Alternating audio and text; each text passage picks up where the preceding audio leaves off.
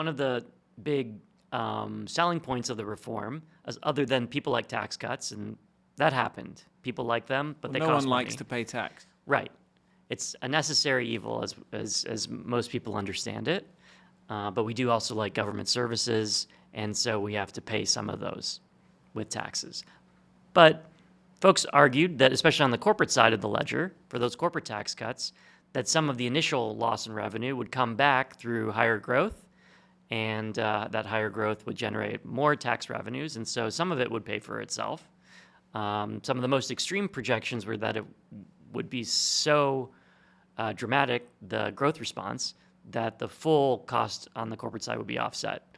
And so we sought to try and dig into that question using some research methods to see, well, how did the numbers shake out? Okay, and so what did you find? So we found substantial growth effects on the order of investment right after the reform increasing by 5 to 15% across a range of methods, and not even just looking at our study, looking at other studies that have tried to use different approaches than what we took.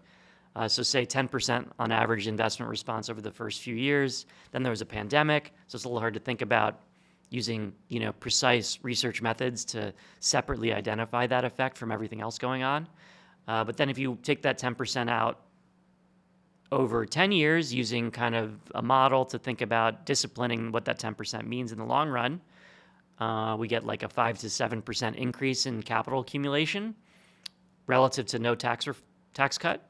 So that seems like, okay, great.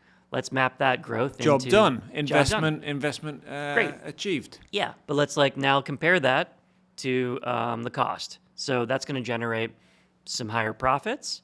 Of course, we have more deductions for investment that's being done, so that's going to wipe out some of those higher profits for tax purposes. But then we have higher output, more payments to workers, more dividends to owners. That's going to generate extra tax revenues. Let's add that up over 10 years.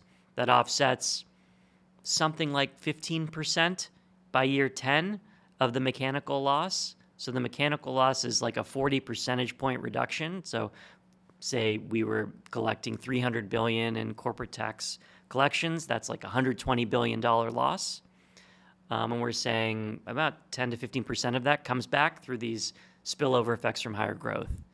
So that's, not nothing, but it means that the reform still had it didn't do what it was cost promised. on Right. net. It was expensive, and it didn't achieve what it was supposed to achieve. That's basically the...